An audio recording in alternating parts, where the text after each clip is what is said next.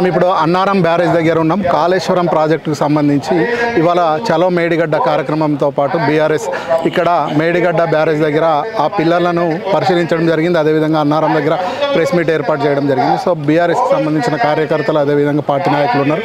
వాళ్ళు అడిగి తెలుసుకున్నాం. మనతోని రవీందర్ రెడ్డి గారు ఉన్నారు. సార్, చూశారు కదా ఇప్పుడు మీరు 3 పిల్లర్లు ఏవైతే ఉన్నాయో అవి కుంగిపోవడం కారణంగా ఇంకా కాళేశ్వరం మేడిగడ్డ పనిచేయదని చెప్పి కాంగ్రెస్ అదేవిధంగా ముఖ్యమంత్రి అంటున్నారు. దానికి ఏమంటారు మీరు?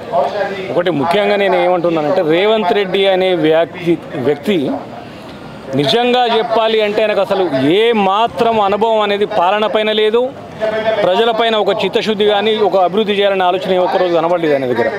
ఎందుకు ఈ మాట అంటున్నానంటే ఆయన గెలిచేటప్పుడు చెప్పినటువంటి హామీలలో కూడా ఈ రోజు వరకు ఏ ఒక్క హామీ పైన ఆయన కరెక్ట్ నిలబడలేదు.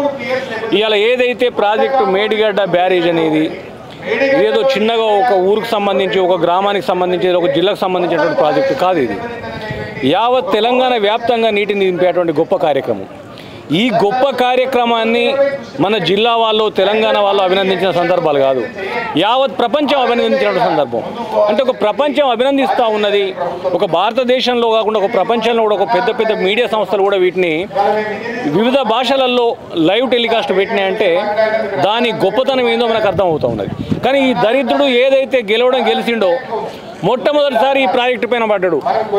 ఈ ప్రాజెక్టే ఇవాళ తెలంగాణ మొత్తానికి ఒక తల్లిలాగా ఉన్నది అనేటువంటి సిగ్గులేని తనాన్ని మర్చిపోయి ఇవాళ సిగ్గు లేకుండా ఒక కార్యక్రమం పెట్టుకొని ఆ మూడు పిల్లలు ఊలిపోయినాయి. ఇక ఈ ప్రాజెక్టు పనికిరాదు, ఈ ప్రాజెక్టు దండగా అని ఇలా ఒక చిల్లర మాటలు మాట్లాడుతున్నాడు. ఒక ముఖ్యమంత్రి స్థాయికి తగ్గ మాటలు కాదేవి. ఎందుకు నేను అంటున్నానంటే ఈ 3 పిల్లర్లతోటే టోటల్ ప్రాజెక్ట్ లేదు. దగ్గర మేడిగడ్డ బ్యారేజ్ అనేది ఒక 250 నుంచి 260 పిల్లర్లు ఉన్నటువంటి ఒక పెద్ద ప్లాట్ఫామ్. ఇది స్వయంగా ముఖ్యమంత్రిగా ఉన్నటువంటి మాజీ ముఖ్యమంత్రి గారు కేసీఆర్ గారు చెప్పినారు. ఆ 3 పిల్లర్లు ఏవైతే ఉన్నాడో వాటికి కాపర్ డ్యామ్ కొట్టేసి నీటిని యథావిధిగా కొట్టేయచ్చు, ఈ 3ని రిపేర్ చేయొద్దు అంటే ఈ నీచమైనటువంటి కుట్రలకు తెరలేపి అన్నారం వాటర్ కూడా వదిలిపెట్టి ఈ 3 పిల్లలతో పాటు 3 పిల్లలకు నీళ్ళు వచ్చేలాగా డైవర్ట్ చేసి వాటర్ను మిగతా మొత్తం ప్రాజెక్ట్ని గంగలపనేటువంటి నీచమైన కుట్రలకి తెరలేపుతా ఉన్నాడు రేవంత్ రెడ్డి.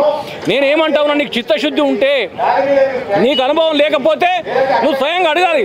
ఎవరైతే ఉన్నారో గత ముఖ్యమంత్రి గారిని కావచ్చు, లేకపోతే గతంలో కట్టినటువంటి ప్రాజెక్టులలో కూడా ఇట్లాంటి కార్యక్రమాలు తలెత్తినాయా, ఇప్పుడు ఇట్లాంటి సమస్యలు వచ్చినాయా, ఈ సమస్యను ఏ రకంగా దాన్ని పరిష్కరిద్దామనేటువంటి చిత్తశుద్ధి లేకుండా సిగ్గు ఎగ్గొదిలి పెట్టేసి ఈ ప్రాజెక్టు తోటి బీఆర్ఎస్ పార్టీ కనుమరుగు చేయాలనేటువంటి నీచమైనటువంటి ఆలోచన ఏదవుతుందో అంతకంటే చిల్లర బుద్ధి, అంతకంటే చిల్లర ఆలోచన మరొకటి లేదు. ఎందుకు నేను ఈ మాట అంటా ఉన్నానంటే బీఆర్ఎస్ పార్టీ కానీ కేసీఆర్ గారి ప్రస్థానం ఇవాళ ఈ చిల్లరగాడు పోయి ఏదో చేస్తే అది సాధ్యమయ్యేది కాదు. 100% ఈ ప్రాజెక్టు స్వయంగా హరీష్ రావు గారు చెప్పిండ్రు, నీకు చేత కాదని ఒప్పుకొని నువ్వు పక్క తప్పుకో, మేము దాన్ని రిపేర్ చేసి నీళ్ళు అందిస్తామని. నీకు సిగ్గుంటే ఆ మాట మీద నిలబడాలి. లేకపోతే నిన్న పోయేదో నీతులు చెప్తా ఉన్నావు ఏంటిది? ఒక్క సీటు అన్న గెలవండి. మొగోళ్ళు అయితే గెలవడానికి సీట్లు గెలవాల్సిన అవసరం లేదు. అరే దద్దమ్మ మొగోళ్ళ కాదని నిరూపించుకోవడానికి దానికి వేరే మార్గం ఉంటుంది. మరి నువ్వు సిద్ధమా చెప్పు? నువ్వు ఒక ముఖ్యమంత్రి స్థాయిలో ఉన్నావు, నువ్వు మొగోనివా కాదని నువ్వేట్లా మాట్లాడతావు? దానికి సవాల్గా ఇలా కేటీఆర్ గారు విసిరిండ్రు. నీ సిట్టింగ్ సీటు ఏదైతే మల్కాజ్గిరి ఎంపీ ఉన్నదో నీకు దమ్ముంటే నీ ముఖ్యమంత్రి పదవికి నీ ఎమ్మెల్యేకు రాజీనామా చేసినా, నేను సిరిసిల్ల ఎమ్మెల్యేకు రాజీనామా చేసి వస్తా, ఇద్దరం కలిసి మల్కాజ్గిరి బరిలో నిలబడదామని చెప్పి ఛాలెంజ్ చేసినట్టు. దానిపైన ఎందుకు స్పందించావు? నువ్వు అదే మల్కాజ్గిరిలో సిట్టింగ్ ఎంపీవే కదా, నీ పైన వచ్చి పోటీ చేస్తున్నాడు. దానికి నోరెత్తాను దద్దమ్మ. ఇవాళ నీ నోటికి వచ్చినట్టు మాట్లాడమే ఇవాళ నీ పాలన అనుకుంటే నీకంటే నీచమైనటువంటి పని మరొకటి లేదు. ఇవాళ ప్రభుత్వం కూలుతుంది అని చెప్పేసి మేము అంటలేవు. నీ చుట్టూ ఉన్నటువంటి మంత్రులే నిన్ను కూలగొడతారు, నిన్ను బుగ్గగాన్ని చేస్తారు, నిన్ను కోలుకోలేని దెబ్బ కొడతారు. ఆ ఇంటెన్షన్లో నువ్వు దాన్ని డైల్యూట్ చేయడం కోసం ఇలా కేసీఆర్ గారి పైన ప్రాజెక్టుల పైన వాడు ఏడుస్తూ ఉన్నావు. కానీ నీకు సిగ్గు ఎగ్గు అనేది ఉంటే నిజంగా నువ్వు మొగోనివైతే కేసీఆర్ గారు కానీ ఇతర మా నాయకులు చెప్పిండ్రు, రైతు బంధు వేయి మొగోనివైతే, రైతు రుణమాఫీ చేయి మొగోనివైతే, 200 యూనిట్ల కరెంటు ఫ్రీగా అయ్యి నువ్వు మొగోనివైతే, పెన్షన్లు పెంచుతాను అవి పెంచు, ఇవన్నీ మర్చిపోయి నేను మొగోని అనడానికి నీకు సిగ్గుమానం ఉండాలి కొంచెమన్నా. ముఖ్యమంత్రి పదవికే కలంకం తెచ్చే నువ్వు ముఖ్యమంత్రి సీట్లో కూర్చునే అర్హత నీకు లేదని చెప్పి హెచ్చరిస్తా ఉన్నాం. నీకే మాత్రం నువ్వు మనిషి అయినా చిత్తశుద్ధున్నా, నువ్వు రైతు బిడ్డని అంటున్నావు కదా, నువ్వు రైతు బిడ్డ అయితే ఆ 3 ప్రాజెక్టులు ఏవైతే 3 పిల్లలు రిపేర్ చేయాలి, రైతన్నలకు యథావిధిగా నీళ్ళు అందించాలని చెప్పి డిమాండ్ చేస్తా ఉన్నాం. ఇంకొకటి, ఇప్పుడు బీఆర్ఎస్ ఎప్పుడు యాత్ర పెట్టుకున్నా, ఇంకేదో కార్యక్రమం పెట్టుకున్నా, కాంగ్రెస్ కూడా అదే రోజు ఇంకొక కార్యక్రమాన్ని పెట్టుకుంటుంది. ఇప్పుడు మనం చూస్తే పాలమూరు కూడా ఈ రోజు పెట్టుకున్నాం. సో ఇది ఎందుకు అనుకుంటారు? అంటే అటెన్షన్ డైవర్ట్ చేయడమా? ఇప్పుడు ముఖ్యంగా మేము ఒకటి ఏంటంటున్నాం అంటే కృష్ణా బేసిన్ మీద హక్కులు కేంద్రానికి అప్పచెప్పుకుంటూ ఉత్తరం అప్పచెప్పినావు. నీకు సిగ్గులేని దద్దమ్మ. గత 10 ఏళ్లలో ఎన్ని ఒత్తిడులు వచ్చినా కేసీఆర్ గారు ఆ పని చేయలేదు. మన జుట్టు తీసుకుపోయి కేంద్రం చేతిలో పెట్టిన రోజే నీ అంత చేతగానోళ్ళని అర్థమైంది. నల్గొండలో ఎప్పుడైతే కేసీఆర్ గారు సభ పిలిపించినరో అదే రోజు మేడిగడ్డ కార్యక్రమం పెట్టుకున్నావు. ఎందుకు పెట్టుకున్నావు? నీకు ఇంటెన్షన్ లేకపోతే, నువ్వు కనుక అత్తర్బిత్తరు కాకపోతే నువ్వు నల్గొండ తర్వాత పెట్టుకుని ఉంటివి. ఇవాళ ఏదైతే ఇలా మేడిగడ్డ సందర్శన ఉంది, బీఆర్ఎస్ పార్టీ ఎమ్మెల్యేలు ఎంపీలు అందరూ వస్తూ ఉన్నారు అనగానే ఇవాళ నువ్వు పాలమురుగు పెట్టుకుంటా ఉన్నావు. అంటే నీ నీచ సంస్కృతి, నీ నీచమైన ఆలోచన. నువ్వు ఒక ముఖ్యమంత్రి, నీకేం ఉండాలి? ఇవాళ అక్కడికి వెళ్ళి వాళ్ళు ప్రతిపక్షంగా ఏం ప్రశ్నించారు, దానికి సమాధానం ఏం చెప్పాలని చెప్పేసి మరుసటి రోజు పూర్తిగా ప్రిపేర్ అయి ఉండాలి. కానీ ఇది దాటేయడం కోసం, పత్రికలలో ఈ విషయాలు హైలైట్ కాకుండా ఉండడం కోసం, ఇక్కడ జరిగేటువంటి దాన్ని పూర్తి స్పేస్ ఏదంటే కవర్ చేయడం కోసం ఇవాళ నీచమైన రాజకీయాలకు తెలియపుతా ఉన్నావు.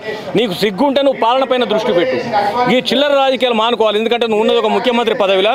నీకు ఆ ముఖ్యమంత్రి స్థాయిని మర్చిపోయి ఏదో గుంపు మేస్త్రి అంటే నిజంగానే గుంపు మేస్త్రి లెక్క చేస్తున్నావు. ఇది సరైన పద్ధతి కాదు అని చెప్పేసి మేము హెచ్చరిస్తా ఉన్నాం.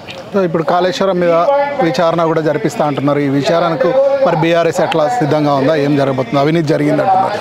స్వయంగా కేసీఆర్ గారు చెప్పినారు, నువ్వు ఎలాంటి విచారణ అయినా జరుపుకో, ఎన్ని దాని మీద విచారణ కమిషన్లైనా వేసుకో, మేము సిద్ధంగా ఉన్నాం, ప్రతిదానికి ప్రజాక్షేత్రంలోనే సమాధానం చెప్తామన్నారు. నువ్వు ఏదైతే నీ మీద ఏదైనా ఆరోపణ లేకపోతే నీ చేతగానితనాన్ని బయట పెట్టే కార్యక్రమం బీఆర్ఎస్ తీసుకుంటే వెంటనే విచారణ అంటావు. ఇవాళకు నువ్వు ముఖ్యమంత్రి అయిన కాడి నుంచి ఒక 10 విచారణలు అన్నావు. ఒక్క విచారణలో నన్ను అడుగు ముందుకు వేసినావా? అసలు ఏమైనా ఉంటే కదా. ఏదైతే ఇలా కేంద్ర ప్రభుత్వం మాది కాదు, కేంద్ర ప్రభుత్వంలో మేము భాగస్వామ్యం కాదు, కేంద్ర ప్రభుత్వం సహకారం తీసుకుంటా అంటావు, తీసుకో. ఇలా చేతగాని దద్దమ్మ, నీకు చేతగాక మా మీద ఏడవడం దేనికి? నువ్వు 100 విచారణలు చేసినా బీఆర్ఎస్ పార్టీ నాయకులు కానీ కేసీఆర్ గారి నాయకత్వం కానీ భయపడదు. నీ విచారణలు నీకు చేతనైతే చేయమని చెప్పేసి ప్రజాక్షేత్రంలో బహిరంగ సవాలు విస్తున్న సందర్భం. అదే ఒరవడి, అదే దూకుడు బీఆర్ఎస్ పార్టీ ప్రదర్శిస్తుంది. రాబోయే రోజుల్లో నీ ఉన్న సీటు కుప్పగూలేదాకా గివే చేతగాని ఎగురుడు తప్ప అంతకంటే ఏం కాదని చెప్పి తెలియజేస్తాం.